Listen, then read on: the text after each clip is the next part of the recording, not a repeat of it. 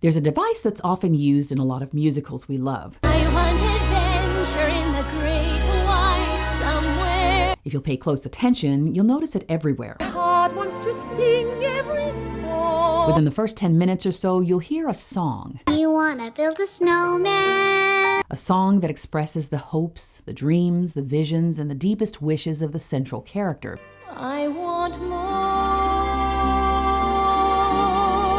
It's called the I Want song. When Jim Henson set out to do the Muppet movie, he wanted to tell a story that gave his characters depth and texture. He knew that finding just the right song for Kermit to open up the film with would set the tone for the rest of the movie. He would end up finding Kermit's I Want song in the most unorthodox of places. I'm Dara Star Tucker, and this is The Breakdown.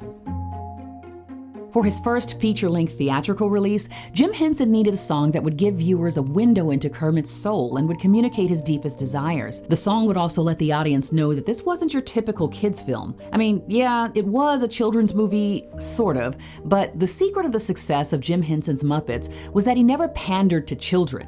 His philosophy was, we're not just writing for children, we're writing for the child in all of us. And if you think about it, a lot of children's television and movies at that time were a product of that philosophy, especially the shows that Jim Henson worked on. There was lots of mature humor, lots of double entendre, and grown-up references to things that would go right over kids' heads. Next time you wonder how many legs an octopus has, you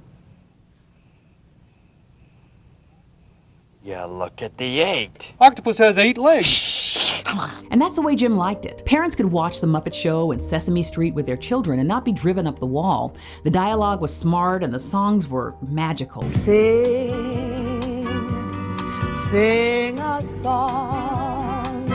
So when it came time to create a full-scale movie that would showcase the Muppets characters that Jim Henson had spent his life developing, he worked hard to assemble a team that really got his creative vision. And when it came to choosing the songwriters that he would work with, he didn't look to the world of children's music. He chose a writer that was known for writing sentimental, grown-up ballads that pulled at the heartstrings. Songs like this. Love, soft as an easy chair. And this. You and me against the world. And this. Rainy days, Mondays always get me down. By 1978, Paul Williams had already established himself as one of the most important songwriters of the decade. He'd won a Golden Globe, a Grammy, and an Academy Award for co-writing the theme of A Star Is Born with Barbra Streisand. I was going to thank all the little people, and then I remembered I am the little people. He'd written half the Carpenters' hits. We've only just begun. And this song for Three Dog Night. Just an old-fashioned love song. He had done quite a bit of acting and was a staple on the talk show and game show circuit too. He was everywhere in the 70s. He was a fixture in US pop culture, but behind it all, he was a deeply unhappy man. Because he was always the life of the party, most people around him didn't know how thoroughly he was drifting into a life of drug and alcohol addiction. He'd entered into show business at a time when drug culture was the norm, so heavy drinking and casual drug use were not something that would raise many eyebrows. The 60s, 70s, and 80s, there was a drug culture. In a Studio 54 world, kind of everybody was doing it. But Paul was fighting a lot of personal demons, and fame helped to mask that lifelong struggle for a while. He was always looking for the thing that could make him more special and less different. He would later say that being different was difficult, but being special was addicting. Somebody that the entire world loves is laughing at my jokes. There's a big difference between being special and being different, and I think that that's a pursuit that began for me back when I was 4 or 5. Paul Williams had grown up in Omaha, Nebraska as the son of an alcoholic father who was killed in a drunk driving accident when Paul was just 13 years old. After that, Paul went to live with his aunt in Long Beach, California. Paul's growth was severely stunted because of a medical condition that was treated with hormone shots that actually made it worse, so he only grew to be 5'2" tall. He dealt with a lot of insecurities and isolation and loneliness growing up. He caught the acting bug because he wanted to be anything but himself. After the acting thing didn't work out, he landed a job as a staff writer at A&M Records. Right away, he started getting cuts on various albums, but no real hits. But in 1970, everything changed. We've only just begun. Paul Williams and his writing partner Roger Nichols initially wrote this as a commercial jingle for a bank in Northern California. We've only just begun. The commercial campaign flopped, but A&M recording artist Richard Carpenter heard the song on television and flipped over it. It was a massive hit for the Carpenters in 1970. So many roads to choose. And after that, the world was never the same for Paul Williams. His career was catapulted into the stratosphere, which was a bit unusual for a songwriter, but he had a charisma and a charm that drew audiences in. Just a year before that breakout hit, a television show debuted that changed the face of children's television. Sesame Street introduced the world to the Muppets. They were funny, colorful, charming characters that had a surprising degree of depth for a children's show. In 1970, Joe Raposo wrote a song for Kermit that expressed the loneliness and isolation that could come from being born into a body that didn't fit the world's standard of beauty. It's not easy being green. A body that could make you feel invisible and conspicuous at the same time. Ordinary things. It's Not Easy Being Green soon became an anthem for anyone who had been made to feel othered by the world, a status that Paul Williams could identify with all too well. Paul said that fame made him feel like he belonged in the world, not like he was better than anyone, just that he actually belonged for once. For the first time in his life, he felt like he was part of the club. For the first 26 years of his life, he was an oddball that stood out for all the wrong reasons. Women never really paid him much attention. Now suddenly he was appearing on The Tonight Show 50 times. He had achieved significance. He mattered. But he began to feel more and more isolated as his drinking and drug use worsened. The only thing he found more addictive than the attention he received from being in front of the camera was the buzz that he got from all the cocaine and vodka that he was consuming off camera. Paul Williams was at the top of his professional game when Jim Henson asked him to write a soundtrack for a quirky film being shot in Canada called Emmett Otter's Jug Band Christmas.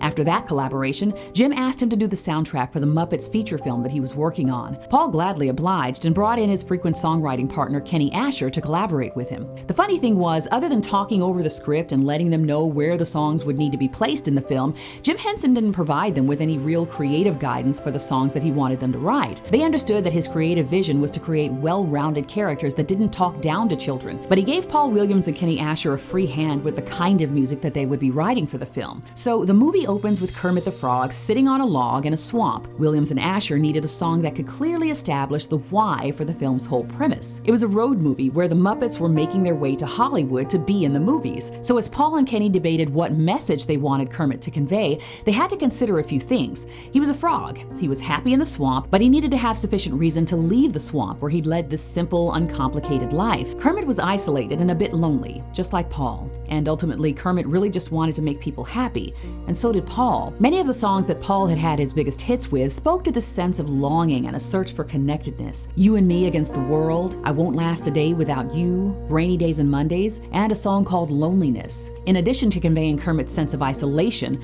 Paul and Kenny wanted the opening song to reflect Kermit's surroundings. He was in the water. There was lots of sun, which meant that the light rays were being reflected off the water. And what does refracted light yield? Rainbows.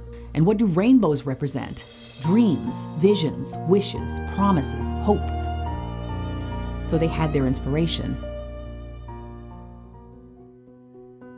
The Rainbow Connection was not a title that came easily to Paul Williams and Kenny Asher. They had actually written most of the song, but they hadn't come up with that line until they were talking to a friend about what they were trying to capture. The idea of a single concept, a wavelength that connects all people who are searching for their place in the world, something that carries a magical quality. Their friend responded, "Oh, you're looking for that Rainbow Connection." And they had their title. Although Rainbow Connection obviously occupies a territory that's similar to one of the greatest film themes of all time, also a song about rainbows. Somewhere over the rainbow. Somewhere Over the Rainbow really wasn't Paul and Kenny's primary inspiration for the song's theme.